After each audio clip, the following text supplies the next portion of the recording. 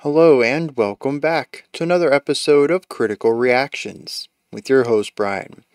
We're going to continue on with this week's theme of deep cuts, finding the songs that just don't get that too much attention, whether they're not singles or just not popular songs on an album within the fan base. Today we're going to be looking at some Alcest. So, you ready for some black metal? Cause I am. Yeah. Alright. We're looking at something off of the La Cigarette album. The track is called Elévation. We are listening to the re-recorded version. I don't know what the difference is, but this version is like a minute-ish longer than the original. So, it's what was selected. It's what we're going to check out. Let's dive into it. See what Alcest is bringing to the table today.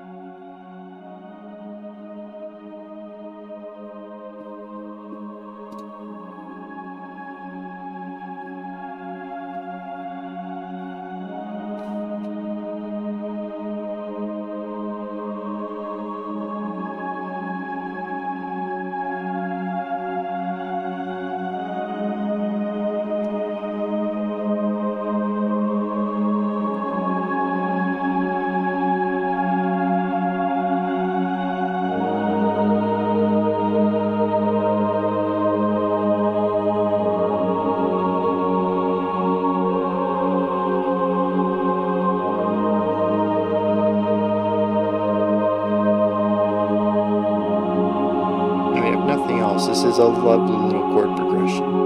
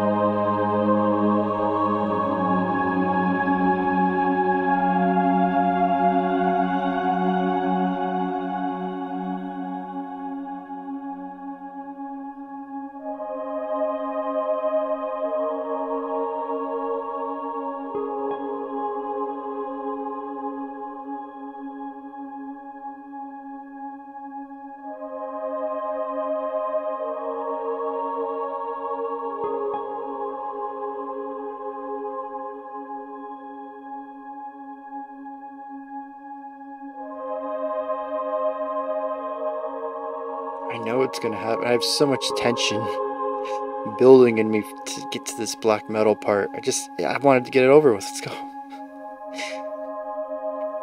Like, I'd be happy to stick with this though. I don't see that happening, you know? There we go.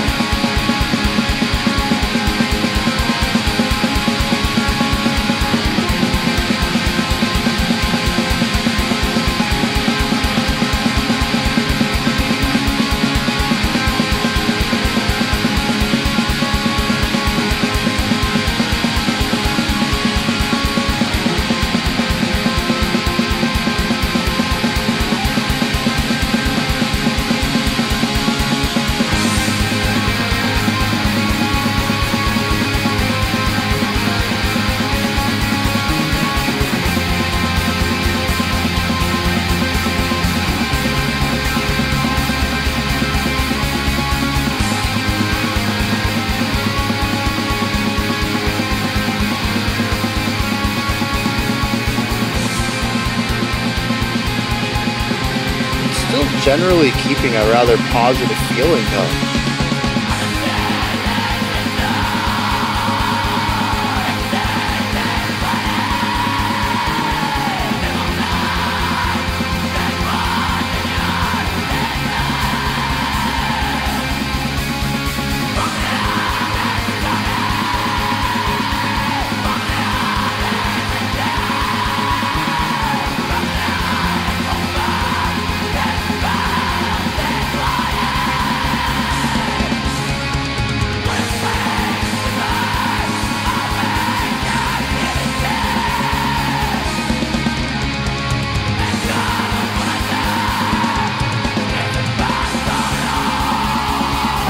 think that generally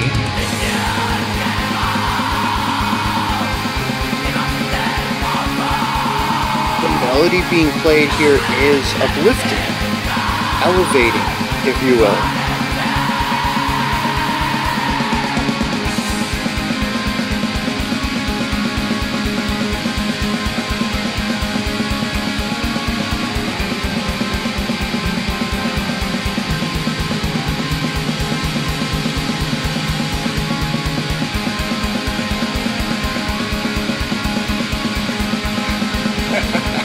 I just thought of the phrase aggressively positive. That's what this is.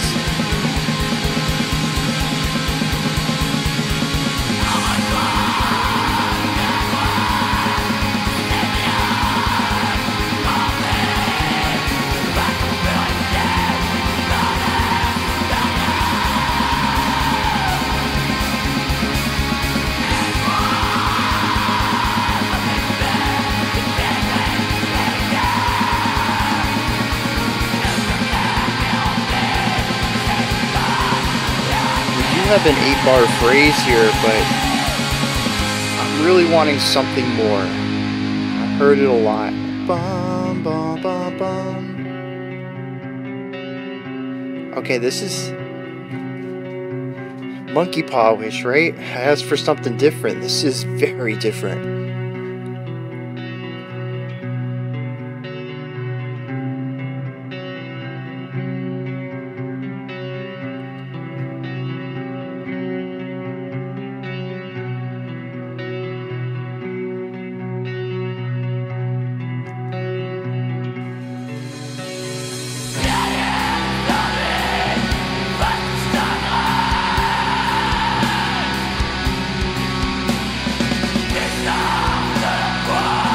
Like how they're doing that too. Both of these black metal riffs have been based off of a previous riff that we've got to hear in a clean guitar. Ooh, the ride stuff. Cool little groove on the cymbal. But yeah, so we get to hear the melodies a little bit before tossing them into the high compressed guitars.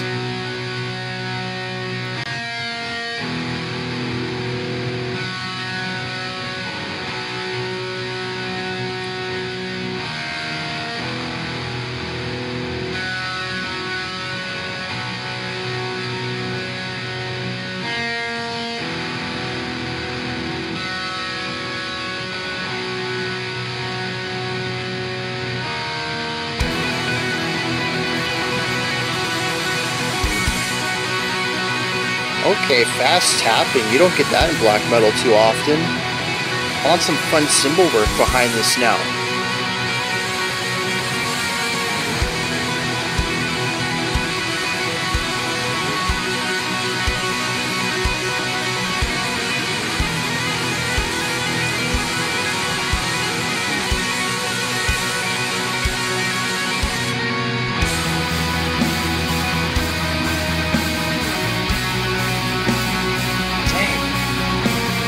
A very steady beat. That's another thing I would not expect. I think I say that a lot about Alcest. They do break the mold, and I forget about that every time.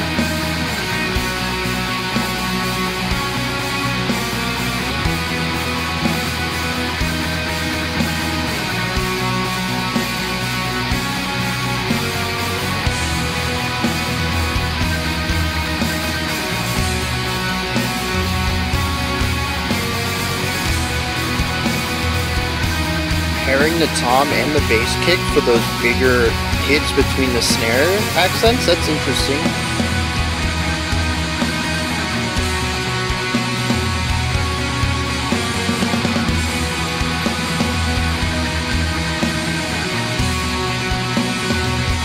Actually, this guitar part is very similar to the opening one.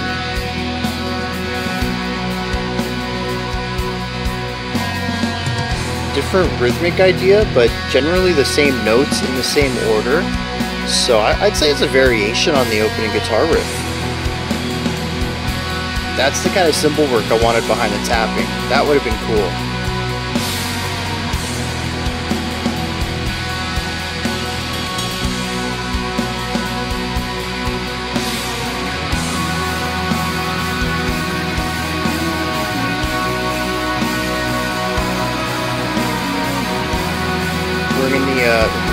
Alcest vocals back from the beginning. Okay.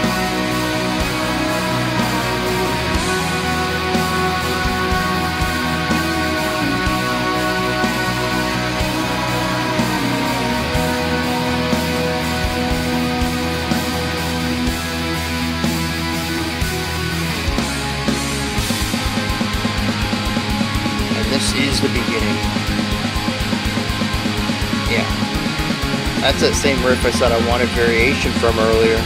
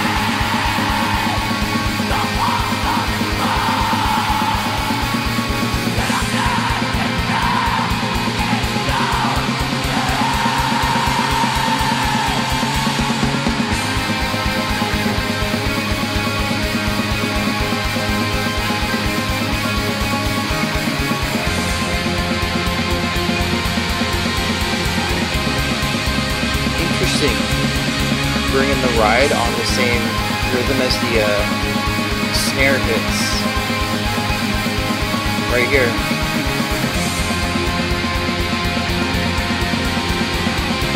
You just don't hear a lot of cymbal work in black metal.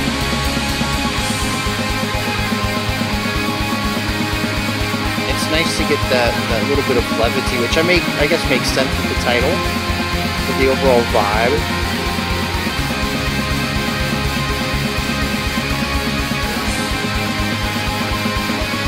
This is definitely becoming a bit much so.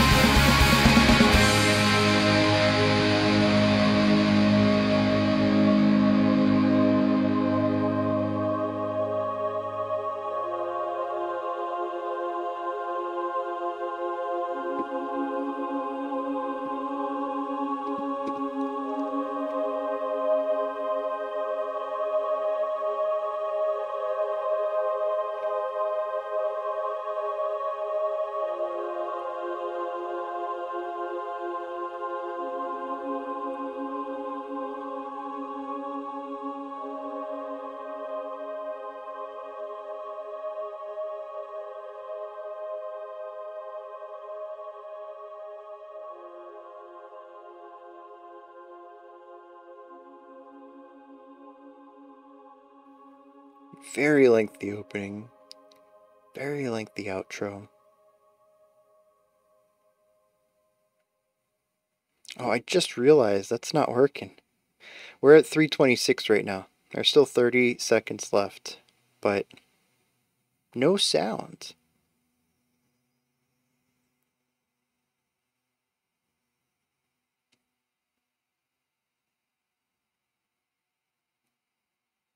I have to, just in case there's something back here.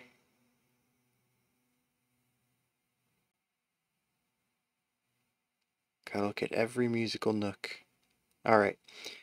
That's bizarre, man. That's like 50 seconds of silence at the end of that. Which, okay.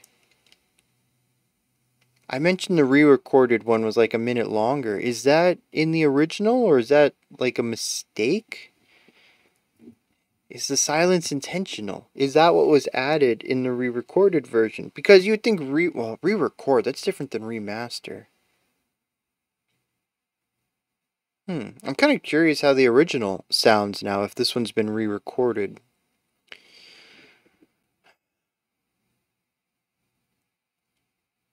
Alright. First of all, just want to let y'all know, we have more Alcest coming up next. If you're watching this live, the minute that it released, about 14 minutes or so, our special selection today is also Alcest. So, if you like this, Yeah, stick around for that, yeah? Um, but like, I guess we should start with the positive. The things that I do like about this. And like I said, I vaguely remember Alcest surprising me in the past. I think every time we've checked them out, and this is like the third song I think we've done a full reaction to. We've had them on live stream before. And I feel like every time I'm like, ooh, they're surprising. They're going against the grain.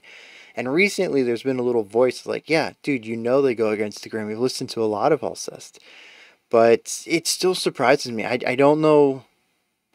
I don't know why they continue to surprise me. I should know this by now.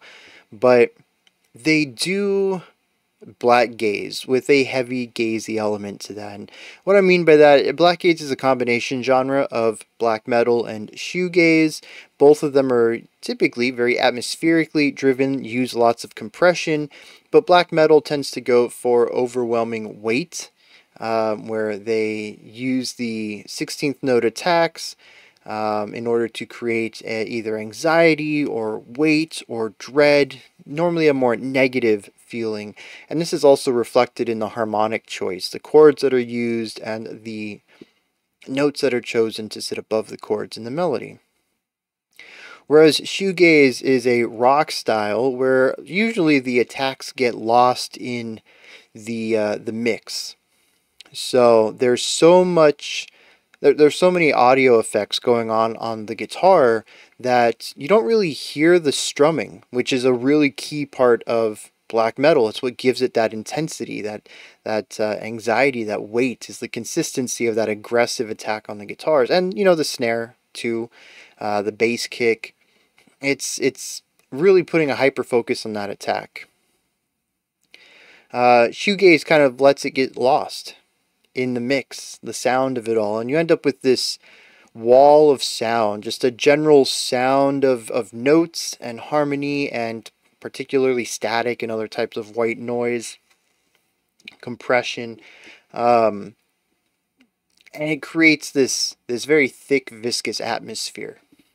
And this sort of sits in the middle of that. It kind of veers a little bit more to the gazier side of things. As far as harmony is concerned, this song feels very bright and uplifting and not very metallic in its note choices, but I would say sonically it does revel in the weight of these sounds, and that's where the black metal part comes in, and the vocals too. You would not hear vocals like this in shoegaze, as it's a rock oriented. I think it's a rock subgenre, right?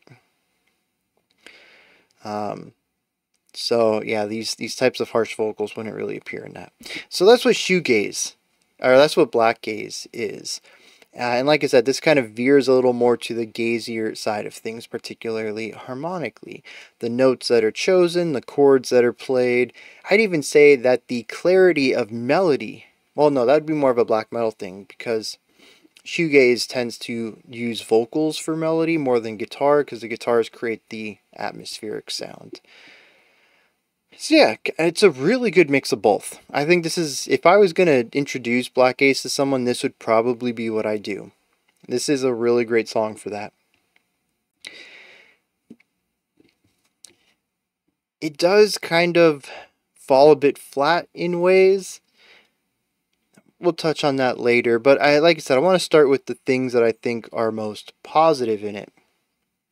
First of all, as I mentioned, most of the ideas that come in that end up as guitar riffs on electric, distorted, gnarly guitars starts somewhere else. The verse 1 guitar riff is a variation on what the MIDI choir was singing at the beginning of the song in the lengthy intro. I don't know if that was a MIDI choir, but it didn't sound home recorded. What would you call that? Live? It sounded digital. We're just going to put it that way. Then we also had the bridge, which was after the opening verse, I think. I mean, there might have been a chorus in there too lyrically, but musically it was the same 8-bar phrase over and over and over and over. And then that's when the acoustic guitar came in, and that was when I was like, oh, this is very different. You know, I wanted something new. This is in a very different direction. this idea ends up becoming the guitar riff for the next metal section. And I love this, right? One of my big things about anything that's highly processed, black metal, shoegaze, anything like that, is that the layering of effects kind of overshadows what's musically present. It's a production over composition style of music creation, and I tend to, at least in this setting, be composition over production. I'll talk about production, but it's not my strong suit. I would like to dig into what would be written down on sheet music. And pretty consistently in black metal, I have a hard time hearing past the production to hear what's being played. And so I love the fact that, granted, the metallic guitar riffs are pretty clearly produced in this. I can hear what's going on in there. So this is something that I probably would have enjoyed in a different band with a heavier type of production to it. But I enjoyed hearing them in an acoustic setting with acoustic or acoustic adjacent instruments. As like I said, I don't think that choir was live. Regardless, being able to hear the chords, hear the phrases that are being played prior to putting them into the heavy distortion. I love that. I think that's pretty cool, and it's nice passing of the baton. It's a nice way of doing transitions, of taking something we already have and giving it to a new sound. There's also the contrast that comes with it. It's just really great composition to begin with. It's something I love to do in my own works, and I think it's done to great effect here. I also generally like the more melodic ideas in this track. There aren't any linear melodies in here that I can recall, but almost everything in here feels bright. It feels optimistic. It feels positive, even when played against the backdrop of blast beats on the drums and constant sixteenths on the guitars and the scream wailing that we have in the background of it all. It's still this positive vibe, and I love that. It's a very cool combination of sounds. Like I said, it's aggressively positive, and you can't use that description for a lot of stuff. It's sort of a rare phrase that you hold in your pocket for stuff like this, and I kind of dig that. It's a cool sound. There's also some really neat drum work in here. It's kind of standard a lot of the times, but we do have quite a bit of variety to it, and there are some fun, interesting rhythmic ideas, particularly on the ride cymbal in a few places. Nothing that really stands out to me is something that I'm going to remember and have to come back to. It's nothing mind-blowing, but it is enough to move away from the repetition that we hear in primarily the snare and the bass kick here, just alternating back and forth. Just having a little bit of syncopation in the cymbals on top of that is going to help break that up a little bit. So I'm glad that we get those in the places that we do. Oh, and like, I guess the last bit of melodic thing, I completely forgot about this, was the tapping solo on the guitar. Although it kind of shifted from being a solo into being a repeating 8-chord idea. So it started out as something that felt linear and ended up being something that was cyclical.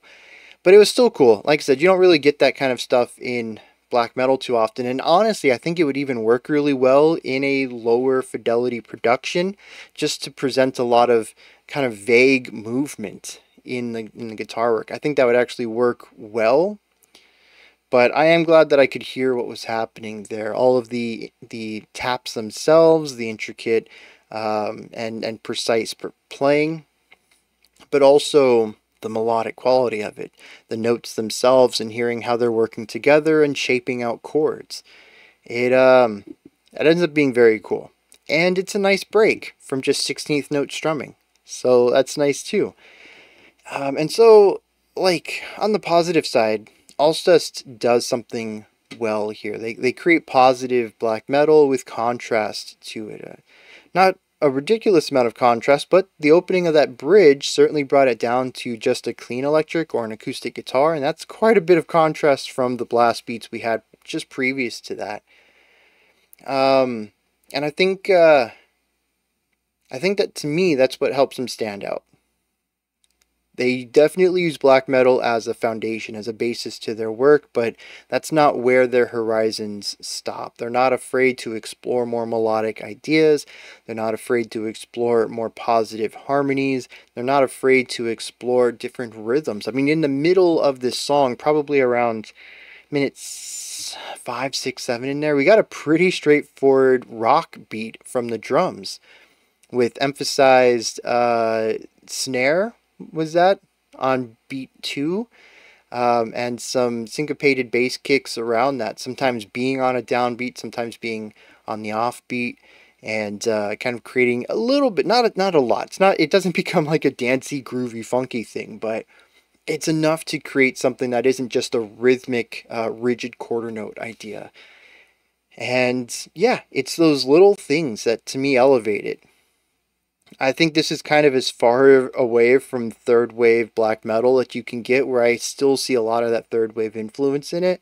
Anything beyond this, and you're going to start exploring what I would consider non-black metal ideas. Stuff that would be more in the exploratory or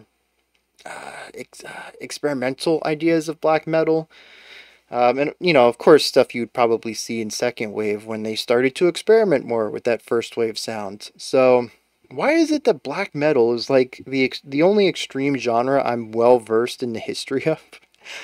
The one that I'm not a fan of too much is the one that I know the most. I can't tell you about different waves of death metal. I can't tell you the difference between modern death metal and 90s. But black metal?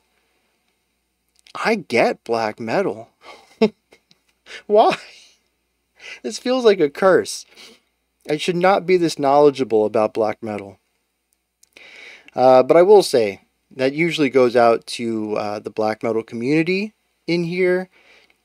They're very knowledgeable, and they're always happy to inform me on things. And so, unlike other genres, which we definitely have some knowledgeable members in the community for all sorts of genres, but black metal, the black metal mini community in the Critical Reactions community, they are very knowledgeable, and they love to share with me. And I feel like on every black metal reaction we have in here, there's paragraphs of information, and I read it all. I do. But this song isn't just peaches and gravy, alright? Not for me. Anyway, some people are just going to listen to this and think it's absolutely beautiful and fantastic, and yeah, I'm glad for you. But there's a lot of repetition in here, particularly with that A section. As I mentioned, it's a bit of a variation on what the choir was already singing in the intro, so we had already heard that general idea quite a bit. We had reduced it down just a tad. It was 4 chords. We kind of reduced the majority of the riff down to just 2 chords and explore the other 2 chords very like smaller. They take up such a small role in the progression itself. And so we end up hyper-focusing on just 2 chords with 1 passing tone, and it wears on me. We hear it a lot, and then it comes back in at the end of the song, and then we stick with that for even longer. I don't think it's as bad when there is some interesting rhythmic stuff going on from the drums, or when we have the screams going on, but that's its own issue right there with monotonous writing again. But certainly when we have just this repeated idea, like in the final section of the last metal moment of the song, we just played this back and back and back over and over and over with no music or no vocals on top of it. The drums were a little interesting, but not too much. Just, I don't think we had any interesting rhythms. We were just shifting away from crash to ride, just alternating between the two of them every 4 bars. A little bit of variation, but not enough to spice the section up. And so we ended up hearing that part a lot, and it definitely started to wear on me by the end of a 14-minute song. The vocals are also monotonous. Rhythmically, I don't think so, but like a lot of harsh vocals, especially in metal, they're one tone. monotone, monotonous. I mean, this is like the perfect definition of monotonous. It's just that one style of delivery all the time, and it is a bit more compressed than I typically can hear. I can make out some articulations, but for the most part, it just kind of sounds like white noise in the background of the song, and it is stuffed into the mix too. Maybe even being just a bit more present, I'd be able to have some clarity of enunciation in it, but without it, I'm missing out on the rhythmic information of it. I'd say about half of the time. Like I said, sometimes I can make it out, but it's just this sound, this background noise. So that doesn't really help with anything else. It makes me hyper focus on the guitars. The bass is doing some stuff at the bottom, but again, it's kind of just like the vocals kind of washed out a little bit in a way that I can't hear all the attacks themselves. So I just kind of get this low end frequency that sort of changes sometimes. And the drums are very rigid in what they're doing usually. They have one idea and they stick with it for like minutes at a time. And it's impressive to play that, but it's not interesting to me sonically. And so there's just not much to pay attention to. The only thing that moves most of the time is the guitars, and that's where I end up hyper focusing on a single concept that starts to drive me a little bonkers. And so I like the feeling of the song. I like the atmosphere of it. I like the general harmonic passages. It feels very bright and uplifting and, well, elevating. It's just not enough music to hold my attention for 14 minutes. Maybe that's a me thing. Maybe that's the song thing. Maybe it could have used a couple more passages or some counterpoints or a different melody on the guitar. Maybe some melody in general. In fact, now that I think about it, everything here is looped. There are melodious elements, but I don't think there's a single melody in here, which immediately makes it difficult for me to get into because I love my melody. So it is atmosphere. A lot of this is a feeling, it's a vibe, it's an aesthetic. If you're here for it, the song's got your back for 14 minutes almost. If you're not here for it, there's really not much for you then. The song doesn't try to do anything else. There's a couple moments, like I said, the intro to the bridge I thought was rather nice. But it's also one idea, repeated, it becomes a lick. So even the choir, I think the intro and outro go on just a hair bit too long. What was it, like 2.5 minutes before we got into the song proper? And most of that was a fade in. I don't think the choir changed what they were playing. And we heard this again at the end, which also had its own minute-long fade out into like 50 seconds of silence. To me, there's just a lot of wasted time on this track. I think it could be cut down 7 minutes. We can cut it in half easily and not really lose much other than size. And maybe that makes it worthwhile. I think that's going to be subjective.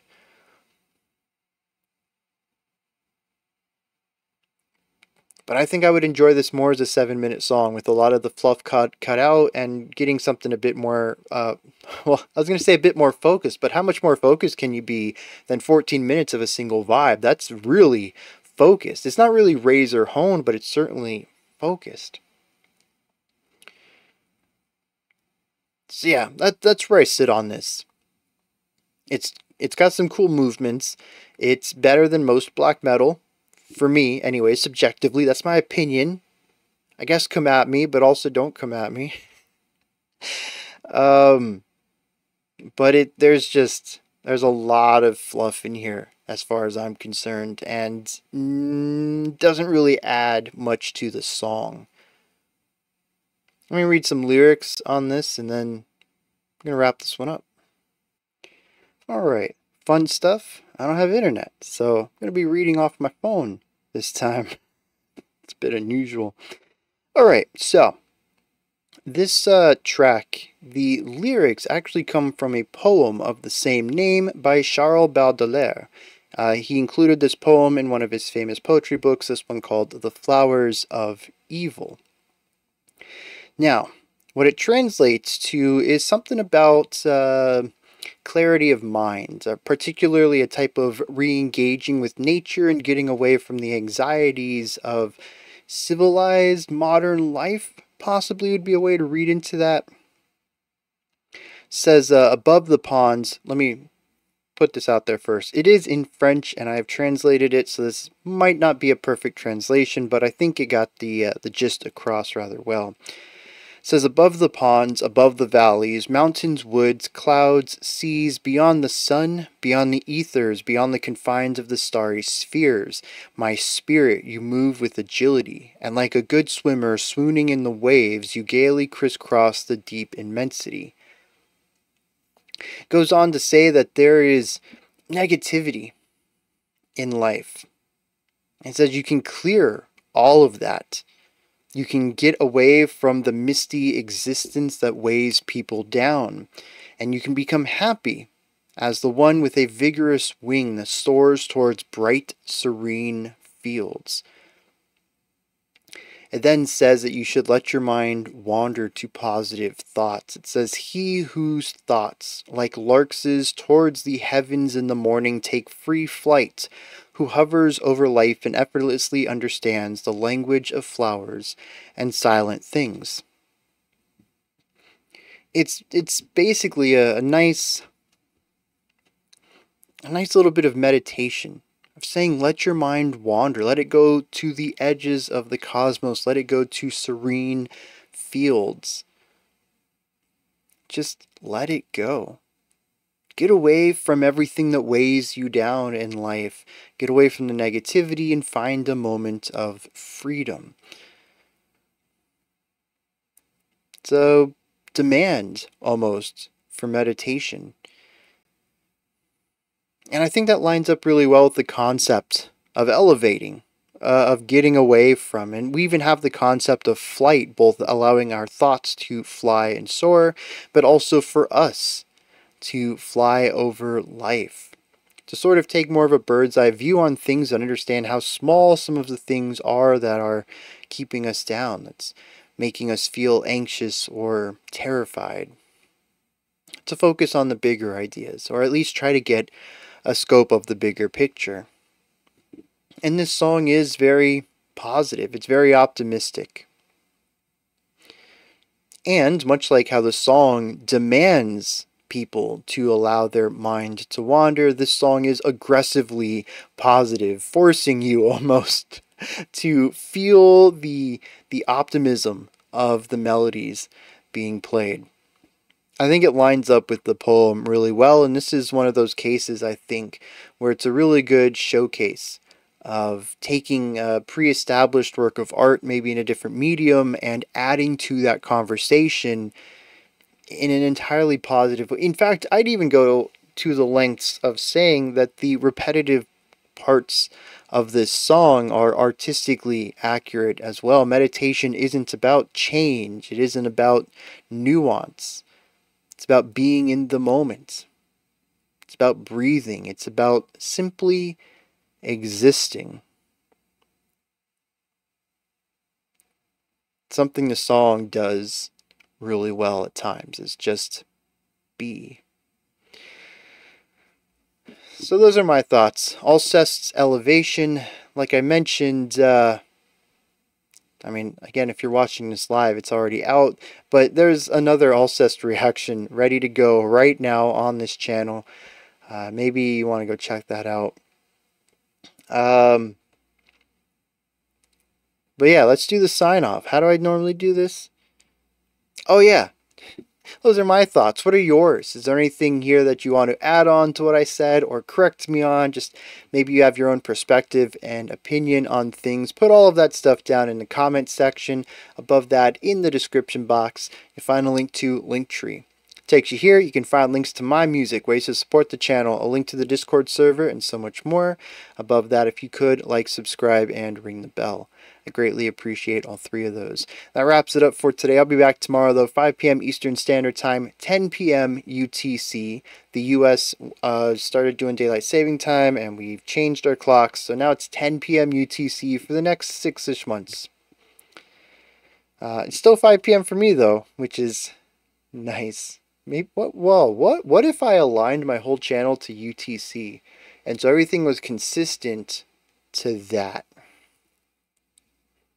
That's a thought for another day. I gotta wrap this up. Until next time, remember to be critical, not cynical, of the music you listen to, and have a fantastic morning, afternoon, or evening, whenever you choose to watch my videos.